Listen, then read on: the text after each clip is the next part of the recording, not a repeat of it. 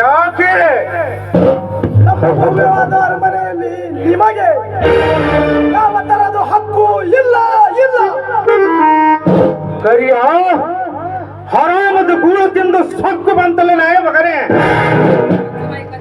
ಮೊತ್ತ ಬಾಯಿ ಕತ್ತಿ ನನ್ನ ಮಗನೇ. ಶ್ರೀಮಂತಿಗೆ ತಕ್ಕಿನಿಂದ ಮಾತನಾಡಿದರೆ ಒದ್ದು ಹೊರಗೆ ಹಾಕಬೇಕಾಗುತ್ತದೆ. ಎಚ್ಚರ. ನನ್ನ ಮನೆಯಲ್ಲಿ ಅದು ನಾ ಹಾಕಿದ ಎಂದಲದ ಕೂಳು ತಿಂದು ನನಗೆ ಬಾಯಿ ಮುಚ್ಚು ಎಂದು ಬಗೆಯವರೆಲ್ಲ ನಿಮಗೆ ಸ್ವಲ್ಪ ಆದರೂ ಮರ್ಯಾದೆ ಇದೆಯೋ? ಮತ್ತ ಎಲ್ಲಿದೆಯೋ ನಿನ್ನ ಮನೆ? ಮಿಸ್ಟರ್ ಪ್ರೇಮರಾಜ್, ನಮಗೆ ಎದುರಾಡದೆ ನಿನ್ನ ಹುಟ್ಟು ಬಟ್ಟೆಯಿಂದ ಹೊರಟು ಹೋಗು. ಶಿವರಾಜ್, ಈ ನಾಟಕ ಏತಕ್ಕಾಗಿ ಎಂದು ಕೇಳುವೆಯ? 20 ವರ್ಷಗಳ ಹಿಂದೆ ನನ್ನ ಕುರುಡ ತಂಗಿಯನ್ನು ಬಲಾತ್ಕಾರ ಮಾಡಿ ಅವಳನ್ನು ಕೊಂದೆ ಇಲ್ಲ. ಅವಳನ್ನ ನಾನು ಶಂಕರ್ ನಿನ್ನ ಮನೆಯಲ್ಲಿ ಬಂದು ನಿಂತಿದ್ದೇನೆ ಗೊತ್ತಾ? ನೀವಿಬ್ರು ಕೂಡಿ ಆಡುವ ಕಪಟ ನಾಟಕದ ಸನ್ನಿವೇಶ ಸಾಕು ಮಾಡಿ. ಸರಿಯ ಶಿವರಾಜ್, ನನ್ನ ಕಣ್ಣು ಮುಂದಿಂದ ಹೊರಟು ಹೋದರೆ ಸರಿ, ಇಲ್ಲ ಹೋದರೆ ನನ್ನ ಬಂದೂಕಿಗೆ ಗುರಿಯಾಗಬೇಕಾಗುತ್ತದೆ. ಎಚ್ಚರ.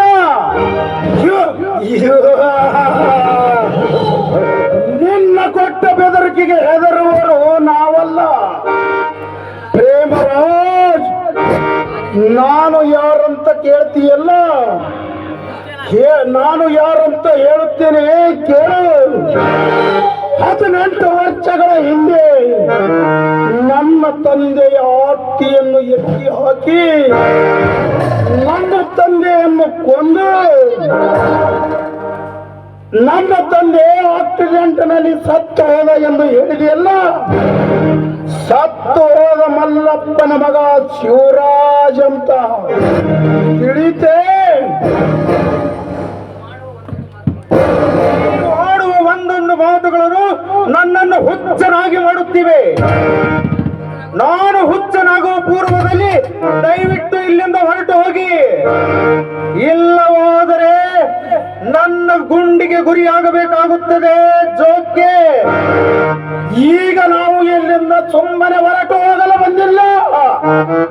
ಪ್ರೇಮರಾಜ್, ನಿನ್ನಲ್ಲಿ ನಿಜವಾಗಿ ತಾಕತ್ತು ಇದ್ರೆ ಆರಿಸಿ ನೋಡೋಣ ಈ ಗುಂಡನ್ನು. ಪ್ರೇಮರಾಜ್, ನಮ್ಮ ಸೇಡು ತೀರುವರೆಗೂ ನಾವು ಇಲ್ಲಿಂದ ಹೋಗುವುದಿಲ್ಲ. ಶಿವರಾಜ್, ನನ್ನ ಸಿಟ್ಟು ಕೆರಳಿಸಬೇಡ. ನನಗೆ ಸಿಟ್ಟು ಬಂದ್ರೆ ಈ ಕ್ಷಣವೇ ನಿನ್ನನ್ನು ಸುಟ್ಟು ಹಾಕ್ತೀನಿ. ಎಲೆ ಹಲಕ ಸೊಳೆ ಮಗನ, ನೀನು ಮಾಡುತ್ತಿರುವ ಅನ್ಯಾಯ ನೋಡಿದರೆ ನಿನ್ನನ್ನು ಸಣ್ಣಾಗಿ ಕತ್ತರಿಸಿ 10 ಕಾಗೆಗಳೇ ಹಾಕಿದ್ದರೆ ನಿನ್ನನ್ನು ಸಿಟ್ಟು ಹೋಗುವುದಿಲ್ಲ. ನಿನ್ನನ್ನು ಜೀವಂತ ಬಿಟ್ಟರೆ ನಮ್ಮನ್ನು ಸುಡುವುದು ನೀನು.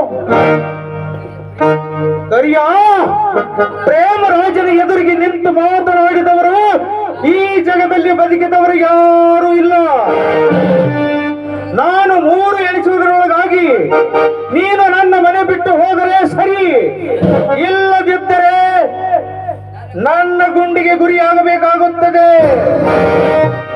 1 2 3.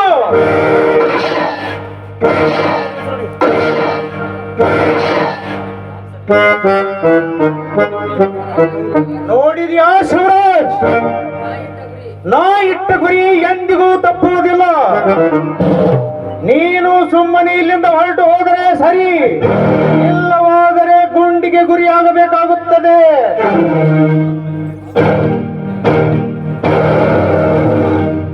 ಲೇ ಹಲಕಾನನ ಮಕ್ಕಳ್ರ್ಯ, ನೀವಿಬ್ರು ಎಲ್ಲಿಗೆ ಹೋಗ್ಬೇಕಾಗಿಲ್ಲ.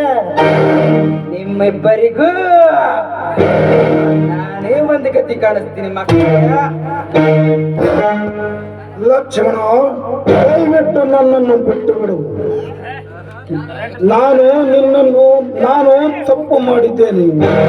ಇದಕ್ಕೆಲ್ಲ ಕಾರಣ ಈ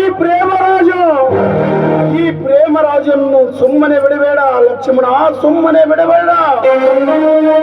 ಏ ಅಲ್ಲಕ್ಕ ನನ್ನ ಮಗನೇ ಶಿವ್ಯ, ಸರಿ ತಪ್ಪು ಎಣಿಸಲು ಇದೇನು ಕೋರ್ಟಲ್ಲೋ ನಿನ್ನವನ. ಇಂದು ಈ ನಿನ್ನ ಪ್ರಾಣವನ್ನು ತೆಗೆದ ಬಿಡಲಾರ ಮಗನೇ, ನೆನೆಸಿಕೊ ನಿನ್ನ ಮನೆ ದೇವರನ್ನು.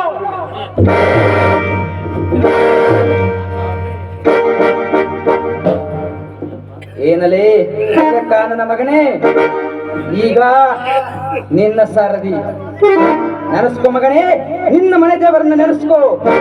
ಮಗನೇ ನಿನ್ನ ಆಯಸ್ಸು.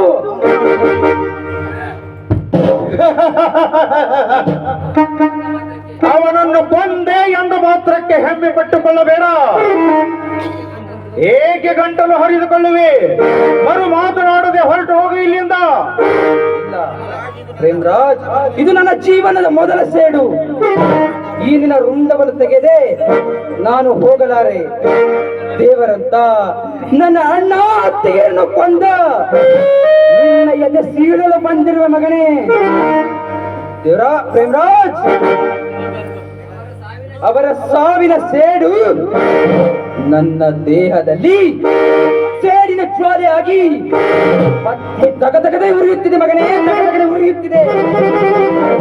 ಈ ನಿನ್ನ ರುಂಡವನ್ನು ಕಡಿದಾಗಲೇ ಅವರ ಆತ್ಮಕ್ಕೆ ಶಾಂತಿ, ನನಗೆ ನೆಮ್ಮದಿ ಸಿಗುತ್ತದೆ.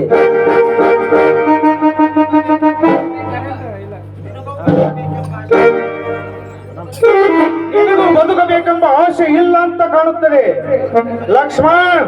ಕೊನೆಗಾಗಿ ಹೇಳಿವೆ, ಇಲ್ಲಿಂದ ಹೊರಟು ಹೋಗು. ನಾನು ಇಲ್ಲಿಂದ ಸುಮ್ಮನೆ ಹೊರಟು ಹೋಗಲು ಬಂದಿಲ್ಲ, ನಿನ್ನ ರಕ್ತ ಕುಡಿಯಲು ಬಂದಿದ್ದೇನೆ ಮಗನೇ.